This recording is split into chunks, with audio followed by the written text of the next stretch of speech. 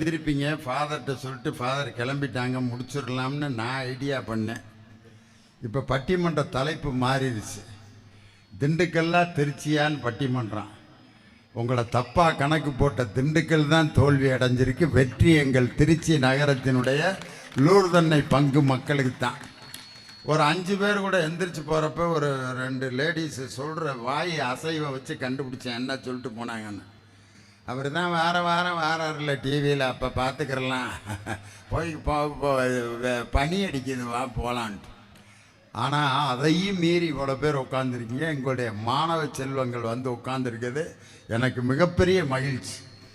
வீட்டில் பார்த்தீங்கன்னா சின்ன பையனாக இருக்கிறப்ப அவங்க அப்பா அவனை அவ்வளவு மிரட்டுவார், பயந்து சாவான். சில பேர் அப்பாவுக்கு குரல் பார்த்தீங்கன்னா டேய் படிக்கணும்டா, சரிப்பா பிச்சு புனி, அப்பா பற்றி உனக்கு தெரியாது, அப்பா பர்ற மண்ணாயி வழியாயி வழியாயி ராஸ்கல். அப்படியே அவங்க அப்பாவை பார்த்தா கிட்டு கிட்டு கிட்டு கிட்டு நடுங்க. எல்லாத்தையும் கூப்பிட்டு காட்டுவார், பிள்ளை எப்படி வளர்த்துட்டு இருக்கேன் பார்த்தியா.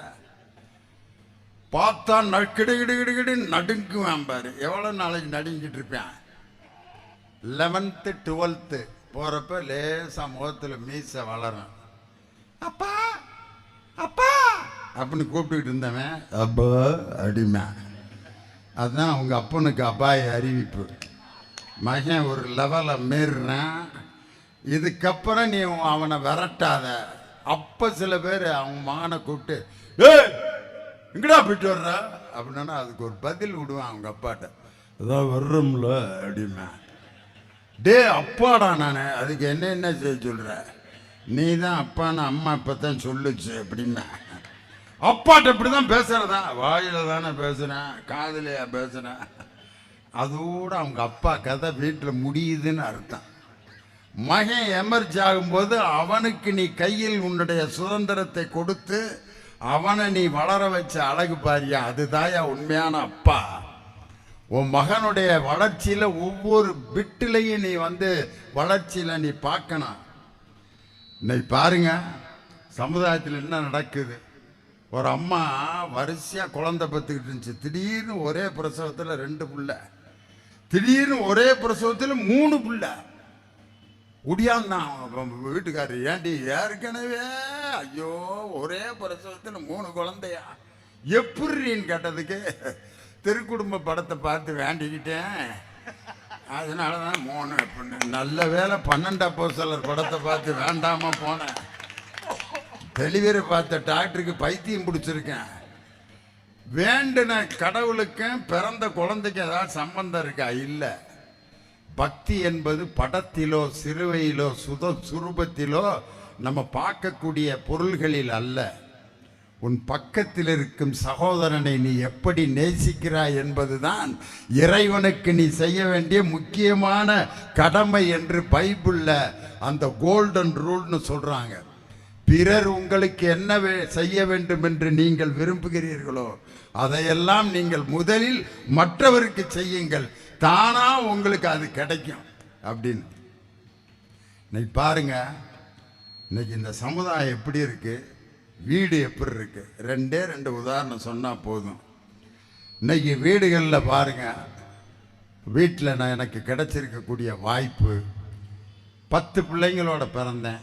இன்னைக்கெல்லாம் ஒரு பையன் திடீர்னு தற்கொலை பண்ணிக்கிற வீட்டில் அப்படியே ஒரு மாதிரி இருந்தானா என்னடா ஒரு மாதிரி இருக்கான் அப்படின்னு பயப்படுறாங்க.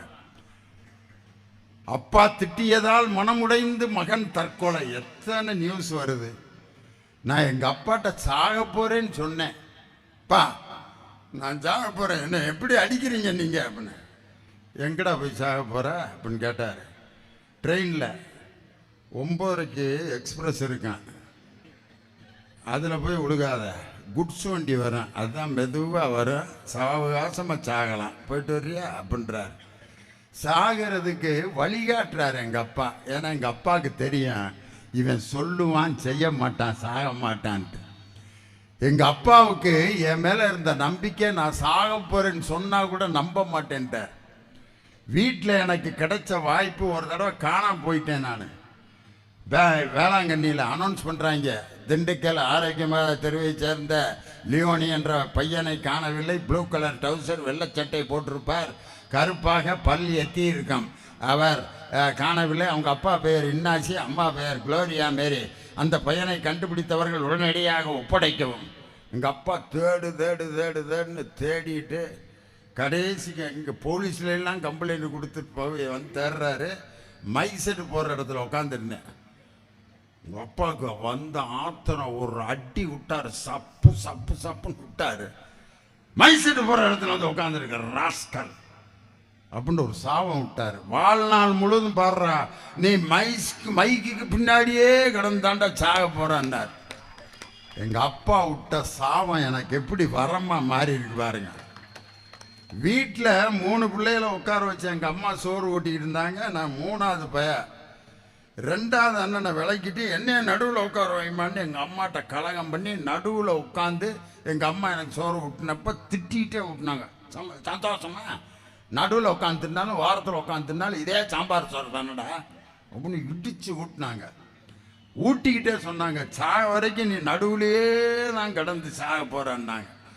எங்கள் அம்மா விட்ட சாவம் 32 வருஷமாக பட்டிமன்ற நடுவராக இருக்கேன். ஒரு தாய் தந்தையினுடைய வளர்ப்பு இருக்குது பார்த்தீங்களா, அதுதான் நம்மளை உருவாக்கும் அப்படின்னு யார் வீட்டுச்சூழல் சொல்கிறாங்க. ஆனால் இன்னைக்கு சமுதாயத்தில் எனக்கு கிடைக்கிற வாய்ப்பு, எங்கள் அப்பா வீட்டை விட்டு வெளியில் கூட்டு வர்றாரு. கூட்டிகிட்டு வந்து சர்ச்சுக்கு கூட்டு வர்றாரு. எங்கள் திண்டுக்கல் சர்ச்சில் பார்த்தீங்கன்னா சர்ச் இந்த பக்கம் இருக்கும், இந்த பக்கம் ஒரு வெள்ளை விநாயகர் கோயில் இருக்கும். சர்ச்சில் பூசை முடிஞ்சோன்னு பாட்டு போடுவாங்க, அருமையான பாட்டாக போடுவாங்க. அதில் ஒரு பாட்டு நானும் சின்ன பிள்ளையிலேருந்து அந்த பாட்டு இன்னைக்கும் கேட்டுக்கிட்டு இருக்கேன். கேளுங்கள் தரப்படும், தட்டுங்கள் திறக்கப்படும், தேடுங்கள் கிடைக்கும் என்றார் இயேசு, தேடுங்கள் கிடைக்கும் என்றார். 6 வயதிலே ஆரம்ப பள்ளியில் இயேசு பயின்றாரே. அவர் எந்த ஸ்கூலில் படிச்சிருப்பார்? யூனியன் ஸ்கூலில் படிச்சிருப்பாரா, கவர்மெண்ட் ஸ்கூல்லையா, இல்லை தனியார் பள்ளி 6வது படிச்சிருக்காரு அப்படின்னு பாட்டு போடுவாங்க.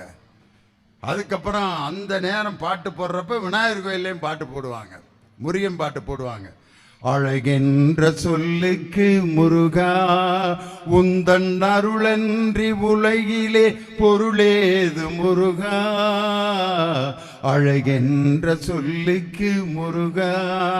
சர்ச்சில் அடுத்த பாட்டு, தேன்கினி மயிலும் இயேசுவின் நாமம் திவ்ய மதுரமாமே, அதை தேடிய நாடி ஓடிய வருவீர் திருச்சபையானோரே. தேன்கினி மயிலும் இயேசுவின் நாமம் திவ்ய மதுரமாமே. அங்கே விநாயகர் கோயிலில் அடுத்த பாட்டு, குன்றத்திலே குமரனுக்கு கொண்டாட்டம் அப்படின்னு பாட்டு. இந்த 2 பாட்டையும் நடுவில் உட்காந்து ரசித்து கேட்பேன். கேட்டுட்டு நடந்து வர்றப்ப ஒரு KMK காஃபி பாரில் ஒரு பாய் நாகூர் அனிஃபாவோட பாட்டை போடுவார். இறைவனிடம் கையேந்துங்கள், அவன் இல்லை என்று சொல்லுவதில்லை, பொறுமையுடன் கேட்டு பாருங்கள், அவன் பொக்கிஷத்தை மூடுவதில்லை. 3 மதத்து பாட்டையும் லியோனிங்கிற ஒரு குரல் தான் பாடிச்சு. எந்த சாமியும் என் குரலை அழித்ததாக வரலாறு இல்லை. 3 மதத்தின் பாடல்களை பாட பாட என் குரல் அழகானது. ஒவ்வொரு மதமும் அதற்கென்று ஒரு தனி சிறப்பை பெற்றிருக்கிறது. இன்னைக்கு நாளைக்கு இந்த சர்ச்சில் லூர்தன்னை ஆலயத்தில் எத்தனையோ இந்து சகோதரர்கள், இஸ்லாமிய சகோதரர்கள் வந்து அந்த வழிபாடுனே என்னன்னு தெரியாம அந்த மாதாவோட சுருவத்தை பார்த்து தொட்டு கும்பிடுவாங்க. அவர்களுக்கு அல்லாவும் ஒன்றுதான், ராமனும் ஒன்றுதான், இயேசுவும் ஒன்றுதான். மக்கள் இந்த மனநிலை இவ்வுலகத்தில், இந்தியாவில், தமிழகத்தை தவிர வேற எந்த நாட்டிலும் இந்த மத ஒற்றுமையை நீங்க பார்க்க முடியாது. இந்த மத ஒற்றுமை எனக்கு கற்றுக் கொடுத்தது சமுதாயம் தானே. அதை விடுங்க, சமுதாயத்தில் எனக்கு என்னென்ன விஷயங்கள்லாம் கற்றுக் கொடுத்தாங்க. ஸ்கூலில் ஒரு நாடகம் போட்டோம். இந்த நாடகம் போட்டதுக்காக 4 நாள் வெளியில் மண்டி போட்டிருந்தேன். என்ன நாடகம் தெரியுமா? ஏசுநாதரை ஒரு பையனை சிலுவை சுமந்துட்டு வர்ற மாதிரி நான் தான் பின்னாடி அனௌன்ஸ் பண்ணேன். இதோ 1900 என்னமோ ஆண்டு ஏசுநாதர் சிலுவை சுமந்து கொண்டு வருகிறார். தமிழ்நாடு மெர்கண்டைல் பேங்க் அதிகாரிகள் ஏசுநாதரை சந்திக்கிறார்கள் அப்படின்னு பேங்க் ஆஃபீஸர் மாதிரியே ஒருத்தன் ஏசுநாதர் சிலுவையை தூக்கிட்டு வர்ற ஏசுநாதர்கிட்ட வந்து, ஜீசஸ் இங்கே யாரியா? நான் தான். ஆட்டுக்குட்டி வாங்குறதுக்கு லோன் வாங்கியிருந்தியா எங்கள் பேங்க்கில்? அப்படின்னா, நான் வாங்கலைங்க, எங்கள் அப்பா வாங்கியிருந்தார். அப்படின்னு. உங்கள் அப்பா பேர் என்ன? ஜோசப்பு. அப்படியா? ஏன் என்ன அடைக்கல? அவர் தச்சு வேலை பார்க்குறாருங்க, ரொம்ப சிரமப்படுறாரு, அடைக்க முடியலங்க அப்படின்னு ஏசுநாதர் அடிக்கிற பையன் சொல்கிறேன். அடைக்கலைன்னா அப்புறம் நாங்கள் எப்படி பேங்க் நடத்துறது? சிலுவை நல்ல அருமையான தேக்கு மர சிலுவையாக இருக்குது, இதை வாங்கிட்டு போய் நம்ம விற்று இந்த கடனை பைசல் பண்ணிடலான்னு பேங்க் ஆஃபீஸர் சிலுவையை வாங்கிட்டு போயிடுறாங்க. சிலுவையை ஏசுநாதரை நடித்த பையன், எனக்கு சிலுவையிலிருந்து விடுதலை அளித்தது Tamil Nadu mercantile bank. Headmaster father கூப்பிட்டு 4 நாள் அவனை மண்டி பொண்ணு ஏசுநாதரை சிலுவையை சுமந்துட்டு பேங்க்கில் லோன் வாங்கினாருன்னு எப்படா நீ காட்டலாம் அப்படின்னு. அவர் மனுஷனாக தானே வாழ்ந்தாரு, பேங்கை வாங்கியிருந்தாலும் வாங்கியிருப்பாரு, நமக்கு என்ன தெரியும்? மத்தேயு லூக்காலாம் அதை எழுதாமல் விட்டுருப்பாங்க, வாங்கியிருப்பாருங்க, சிரமத்தில் தானே இருந்தார் அப்படின்னு சொல்ல அடி விழுந்துச்சு. ஆனால் ஒரு 3 மாதம் கழித்து மெர்கண்டைல் பேங்க்காரங்க என்னை கூப்பிட்டு பாராட்டு விழா நடத்தினாங்க. எங்கள் பேங்க்குக்கு இப்படி ஒரு விளம்பரம் உலகத்தில் ஒன்றையால் அதை யாரும் கொடுக்க முடியாதுன்னு. அப்போ தான் ஃபாதர் யோசிச்சிருக்காரு, ஏதோ ஒரு நாடகம் போட்டான், ஆனால் அதில் எப்படி ஒரு இமேஜினேஷன் பாரு. ஏசுநாதர் இந்த காலத்தில் வாழ்ந்திருந்தாலும் அவர்கிட்ட பேங்க்காரன் வந்து இல்லை சிலுவையை பிடுங்கி பைசல் பண்ணியிருப்பானே ஒழிய அப்படின்னு இந்த காலத்தில் இயேசு இருந்தாலும் சிந்திச்சிருக்கான ஐயா அப்படின்னு அப்புறம் கூப்பிட்டு எனக்கு ஃபாதரு அப்போ பரிசு கொடுத்தாரு. அப்போ என்னது சோப்டப்பால்ல ஒரு புஸ்தகம் கொடுத்தாரு. அதனால இப்படிப்பட்ட ஒரு நெருக்கடியான இந்த திறமைகளை வளர்ப்பதெல்லாம் எனக்கு சமுதாயம் தான். பல வாய்ப்புகள் சமுதாயத்தில் இருக்கு. சமுதாயத்தில் கிடைக்கின்ற ஒவ்வொரு புத்தகங்களை கிடைக்கிற அந்த சின்ன கதை, புண்ணியம்னு ஒரு கதை எழுதியிருக்காரு, ஒரு பக்க கதை. அந்த கதையை படிச்சா, அன்னதானம் கொடுக்குறாரு ஒருத்தர், 25,000 ரூபா செலவழிச்ச அன்னதானம், எல்லாம் வாங்கி சாப்பிட்டுக்கிட்டு இருக்காங்க. ஒரு சின்ன குழந்தை ஒடியாந்து சோறு வாங்கிருச்சு, வாங்கிட்டு சாப்பிட்லான்னு இப்படி போகுது. கை கால் விளங்காத ஒருத்தர் வந்து சோறு வாங்க முடியாமல், அம்மா சோறு வாங்கலான்னா தீர்ந்துடுச்சுமா, எனக்கு சோறு கொடுக்கலம்மா பசிக்குதுமாங்கிற. ஆனால் அது வாங்கின சோத்தை அப்படியே அந்த கை கால் விளங்காத அந்த மாற்றுத்திறனாளிக்கு அந்த புள்ள கொடுத்துச்சு. அந்த மாற்றுத்திறனாளி சொல்கிறான், இந்த அன்னதான புண்ணியம் பூரா உனக்கு தாமான்ட்டு 25,000 ரூபா செலவழித்து தன்கிட்ட மீதி இருந்த பணத்தை வச்சு அவன் அன்னதானம் கொடுத்தான். ஆனால் தன் பசிக்கு வைத்திருந்த சாப்பாட்டை இன்னொரு ஏழைக்கு கொடுத்தா பார், அவ தான் உண்மையிலேயே புண்ணியம் செய்தவள்னு புண்ணியம்னு ஒரு கதை எழுதியிருந்தார் ஒருத்தர். இது மாதிரி சந்தர்ப்பங்களை உங்கள் குழந்தைகளுக்கு ஏற்படுத்தி கொடுப்பது எது?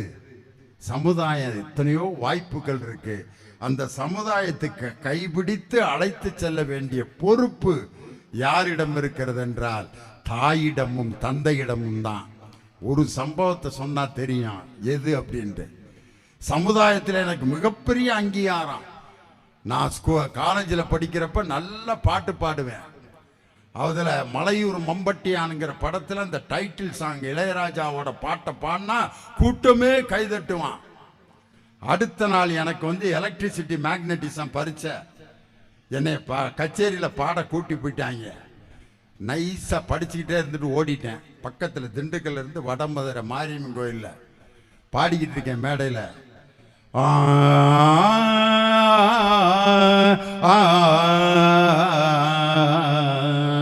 காட்டு வழி போற பொன்னை கவலைப்படாத, காட்டு புலி வழி மறிக்கும் கலங்கி நிக்காத, மம்புட்டியாம் பேரு சொன்னா புலி பதுங்கும் பாரு, தங்கிறத தக்கிறத அடிச்சு கை தட்டான். சமுதாயம் எனக்கு கொடுக்குது அங்கீகாரம். மேடைக்கு ஒரு பெரியவர் வந்தாரு. என்னடா பாட்டு மைக்க புடுங்கி கீழே தூக்கி எறிஞ்சு சப்புன்னு ஒரு அறை. யாருன்னா எங்க அப்பா. என்னடா மம்புட்டியான் நாளைக்கு எலக்ட்ரிசிட்டி மேக்னட்டிசம் பறிச்ச மம்புட்டியா எப்படி இருந்திருக்கான்.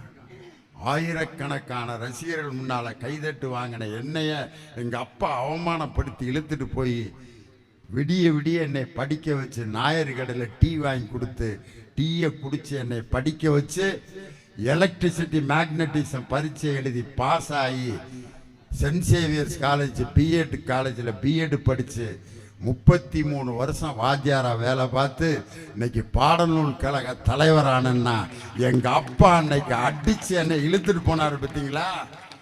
அந்த ஒரு செயல் தான் லியோனி இந்த இடத்துல உருவாக்கிறது. சமுதாயம் எத்தனையோ வாய்ப்புகளை நமக்கு தரும். அந்த வாய்ப்புகளை நமக்கு பெற்றுத்தரக்கூடிய பொறுப்பு தாயிடமும் தந்தையிடமும். அந்த வீடு தான் ஒரு மனிதனுக்கு சொர்க்கத்தை மகிழ்ச்சியை உருவாக்கக்கூடிய அற்புதமான இடம் வீடுதான் என்று சொல்லி நிம்மதியையும் மகிழ்வையும் தருவது சமூகத்தை விட வீட்டு சூழலே என்று தீர்ப்பு சொல்லி வீட்டினுடைய தாயாக நமக்கு தாய் இருந்தாலும் இந்த சமுதாயத்துக்கு தாயாக இருக்கக்கூடிய இந்த லூர்தன்னை இந்த பங்கில் இருக்கக்கூடிய அனைத்து மக்களையும் திருச்சியில் இருக்கும் அனைத்து மக்களையும் ஆசீர்வதித்து இந்த வாழ்க்கை என்ற நெடுஞ்சாலையிலே போகும்போது ஒரே லட்சியத்தின் மீது கண்வை. ஏன் ஒன்று என்று சொல்லுகின்றேன் தெரியுமா? இதாவலாமா அதாவலாமா அதிலே போயிடும் வாழ்க்கை. சிங்கம் எவ்வளவு சக்தி மிக்கதாக இருந்தாலும் 2 மான்களை விரட்டுகின்ற சிங்கத்தால் ஒன்றை கூட பிடிக்க முடியாது. அதனால்தான் ஒரே லட்சியத்தை வை என்று சொல்லுகின்றேன். ஹங்கேரியன் ஆர்மியில் கார்லேன்னு ஒரு கேப்டன் 1938ஆம் ஆண்டு நேஷனல் லெவலில் துப்பாக்கி சுடும் போட்டியில் முதலாவதாக தங்கப்பதக்கத்தை பெறுகிறான். Military captain. நடந்த நிகழ்வு 1940ஆம் ஆண்டு நடக்கின்ற துப்பாக்கி சுடும் போட்டியிலே முதலாவதாக வர வேண்டும் என்பது அவனுடைய கனவு. கடுமையான பயிற்சியில் ஈடுபட்டிருக்கின்றான்.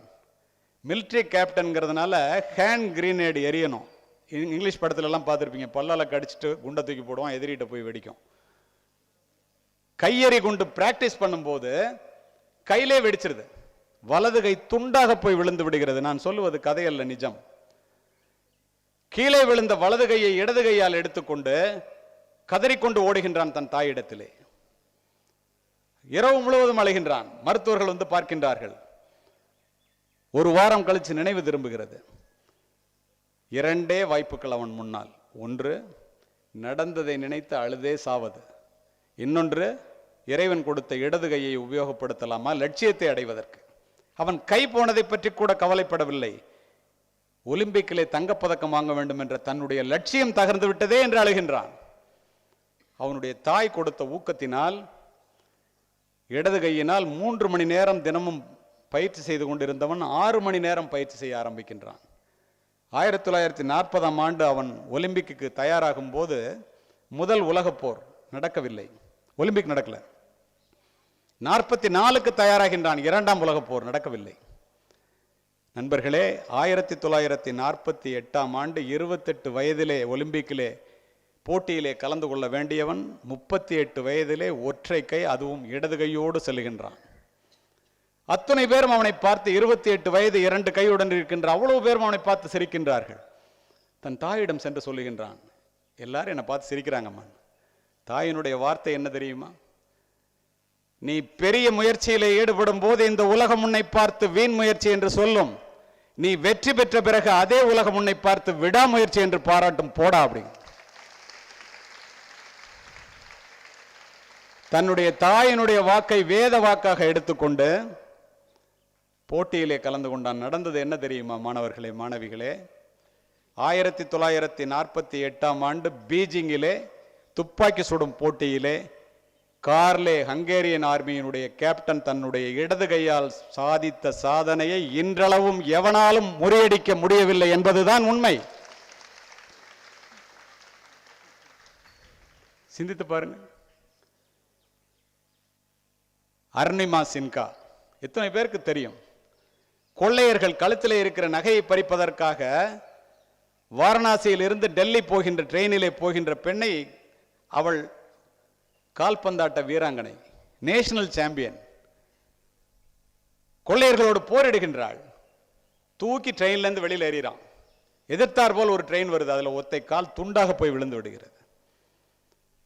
ஒற்றை காலை வைத்துக் கொண்டு இரவு முழுவதும் அழுகின்றாள். உதவிக்கு ஆள் இல்லை. நடு ரோட்டிலே கிடக்கின்றாள். எலி தன்னுடைய துண்டான காலை எலி வந்து தின்பதை அவள் கண்ணால் பார்க்கின்றாள். அவளால் அசையக்கூட முடியவில்லை. முதுகெலும்பிலே அடிபட்டு விட்டது. காலையிலே பார்த்த கிராம மக்கள் கொண்டு போய் சேர்க்கின்றார்கள். 2011ஆம் ஆண்டு நான் சொன்ன சம்பவம். கிராமப்புறத்திலே இருக்கிற மருத்துவமனையிலே அனஸ்தீசியா இல்ல. அனஸ்தீசியா இல்லாம டாக்டர் ஆபரேட் பண்ணுங்கிறா. அந்த பொண்ணு எவ்வளவு தைரியம், நினைத்து பாருங்கள். நடந்தது என்ன தெரியுமா நண்பர்களே? 2013ஆம் ஆண்டு ஒற்றை காலிலே எவரெஸ்டினுடைய உச்சியை தொட்ட ஒரே பெண் என்ற பெருமையை பெற்றவள் அருணிமா சின்ஹா. எப்படி முடிந்தது? கண் இல்லாமல் சாதிக்கின்றார்கள், காதில்லாமல் சாதிக்கின்றார்கள். எப்படி? பொறியின்மை யாருக்கும் பழி அல்ல, அறிவறிந்த ஆழ்வினை இன்மை பழி. உடல்ல ஏதோ ஒரு கோளாறு இருக்கிறதெல்லாம் பெரிய குறையே கிடையாது. தன்னிட்ட இருக்கிற திறமையை அறிந்து கடுமையாக முயற்சி செய்து உழைக்கவில்லை என்ற ஒற்றை காரணம்தான் உங்களுக்கு அத்தனை பேருக்கும் உள்ள பழி. அதை நீங்கள் துடைத்தெறிய வேண்டும் என்றால் உங்கள் மனதிலே நம்பிக்கை வர வேண்டும். செருப்பு தைக்கும் தொழிலாளியினுடைய மகனாக பிறந்த ஆபிரகாம் லிங்கனால் அமெரிக்காவிற்கு ஜனாதிபதியாக முடிகிறது. கருப்பு இனத்திலே பிறந்த ஒபாமா என்ற மனிதனால் வெள்ளை மாளிகைக்குள் 3 முறை 2 முறை என்று அடி எடுத்து வைக்க முடிகின்றது. ஏன் அவ்வளவு தூரம்? நம் அத்துணை பேர் மனதிலும் இடம் பிடித்த மேதகுமா மனிதர் அப்துல் கலாம் அவர்கள் என்ன செய்தார்? ராமநாதபுரத்திலே வீடு வீடாக பேப்பர் போட்டுக் கொண்டிருந்த ஒரு சிறுவனால் அணு விஞ்ஞானியாகவும் இந்தியாவினுடைய முதல் குடிமகனாகவும் ஜனாதிபதியாகவும் உயர முடிந்தது என்றால் நம்பிக்கையை தவிர வேற என்ன இருக்க முடியும்? அந்த நம்பிக்கை உங்களுக்கு எந்த நேரத்தில் வர வேண்டும் தெரியுமா? சென்ட் ஜோசப் கல்லூரியிலே நானும் மாவட்ட ஆட்சித்தலைவர் அவரோடும் அமர்ந்து கொண்டு கேட்கின்றோம், எப்படிங்க ராமநாதபுரத்திலிருந்து ஜனாதிபதி மாளிகைக்கு? அவர் சொன்ன பதில் என்ன தெரியுமா? உழைப்பு உழைப்பு உழைப்பு உழைப்பு, ஒன்றை தவிர வேறொன்றும் இல்லை. நாம் செய்கிறோமா? நினைத்து பாருங்கள். இந்த நம்பிக்கை ஒரு மனிதனை எப்படியெல்லாம் கொண்டு போகும் தெரியுமா? யாருமே உங்களை நம்பாத போது உன்னை நீ நம்ப கற்றுக்கொள். ஒரு பறவை கூட மரக்கிளையிலே உட்காரும் போது கிளை முறிந்து விடுமே என்று அஞ்சுவதில்லை. காரணம், பறவை நம்பி இருப்பது தன்னுடைய சிறகுகளையே தவிர கிளைகளை அல்ல. கிளை முறிந்தால் பறவை பறந்துவிடும். தன்னையே நம்பாதவனை உலகத்தில் நீ எத்தனை தெய்வங்கள் மீது நம்பிக்கை வைத்தாலும் எந்த தெய்வத்தாலும் உனக்கு விமோசனம் இல்லை. விழுந்து கிடந்தால் சிலந்தி கூட நம்மை சிறைப்பிடிக்கும். எழுந்து நடந்தால் எரிமலையும் நமக்கு வழி கொடுக்கும். முடியாது என்று நினைத்து விட்டால் மூச்சு காற்றும் நின்றுவிடும். முடியும் என்று துணிந்து விட்டால் மூளைக்குள் மின்சாரம் பிறப்பெடுக்கும். தன்னம்பிக்கை என்னும் நெருப்பு பொறியை மனித மனம் தாங்கி நின்றால் எண்ணியது எண்ணியவாறு நடக்கும். இடையூறுகள் எரிந்து சாம்பலாகும். அதுதான் நம்பிக்கை. மைக்கேல் பெல்ப்ஸ்னு நீச்சல் போட்டியில் ஒரு வீரன் இவான் குரோக்கரோட முத நீச்சல் போட்டியில் ஒலிம்பிக்ல போய் கலந்துக்கிறான். இவனை விட குறைந்த நேரத்திலே 100 மீட்டர்ஸ் ஃப்ரீ ஸ்டைல்ல இவனை அவன் ஜெயிச்சிடறான். ஓடி போய் அவன்கிட்ட, எப்படா இவ்வளவு குறைந்த நேரத்தில் நீ இப்படி நீச்சல் பண்ற அப்படின்னு அவன் கேட்டான். உடனே அவன் சொல்றான், இவனை அசிங்கப்படுத்திட்டான், அவமானப்படுத்தி விட்டான். அப்படியே தலையை கேள்விப்பட்டு ஒன்னெல்லாம் முடியாது போடான்ட்டான். இப்போ நம்மெல்லாம் சொல்றோம்ல, அவன் என்ன செஞ்சான் தெரியுமா? அவன் தங்க பதக்கத்தோடு இருக்கிறத ஒரு போட்டோ எடுத்துட்டான். தன்னுடைய படுக்கை அறையிலே கொண்டு போய் ஒட்டி வைத்துக் கொண்டான். காலையில கண்ணு விழிச்சான்னா ராத்திரி படுக்கும்போது அவன் முகத்துல தான் முழிக்கணும். தூக்கம் வருமா அவனுக்கு? 3 ஆண்டுகள் தினம் 6 மணி நேர பயிற்சியை முடித்துவிட்டு 4 ஆண்டுகள் கழித்து அடுத்த ஒலிம்பிக் போறான். தன்னுடைய தாயினுடைய காலடியிலே விழுந்து வணங்கி எழுகின்றான். அம்மா, ஒரு தங்கப்பதக்கத்தையாவது ஒலிம்பிக் போட்டியிலே வாங்காமல். பார்சிலோனால நடக்குது ஒலிம்பிக். அந்த இவான் குரோக்கரை தோற்கடிக்காமல் இந்த தாய் மண்ணை தொடமாட்டேன், இது சத்தியம் என்று சொல்லிவிட்டு சென்றான். என்ன நடந்தது தெரியுமா நண்பர்களே? ஒரே போட்டியிலே 8 உலக சாதனைகளை நிகழ்த்தி 7 தங்கப்பதக்கங்களையும் 8வது தங்கப்பதக்கத்தையும் பெற்று தன்னுடைய வீட்டிற்கு வந்தான். இன்று உலக போட்டியிலே 25 தங்கப்பதக்கங்களை பெற்றிருக்கின்றான். 120 கோடி ஜனத்தொகையை வைத்திருக்கின்ற நம்மளால் ஒரு தங்கப்பதக்கத்தை வாங்குவதற்கு அல்லாடுகிறோம். ஒரு மனிதன் 25 தங்கப்பதக்கங்களை வைத்திருக்கின்றான். எப்படி முடிந்தது? நம்பிக்கை உன்னை தவிர வேற என்ன இருக்க முடியும்? நினைத்து பாருங்கள். முயற்சி முயற்சி என்று சொல்லுகிறார்களே, என்ன எல்லோரும் தான் முயற்சி செய்கின்றோம், எல்லோரும் வெற்றி பெறுவதில்லையே, ஏன்? முயற்சி என்பது முடிந்தவரை செய்வது முயற்சி அல்ல மாணவர்களே, முடியும் வரை செய்வதே முயற்சி. நீ எடுத்துக்கொண்ட காரியத்தை முடிக்கும் வரை செய்வதே முயற்சி. நம்மிடம் என்ன இல்லை என்பது முக்கியம் அல்ல, உன்னிடம் என்ன இருக்கிறது என்பதுதான் முக்கியம். இருப்பதை வைத்துக்கொண்டு நீ என்ன செய்கிறாய் என்பதை பார், அதுதான் முக்கியம்.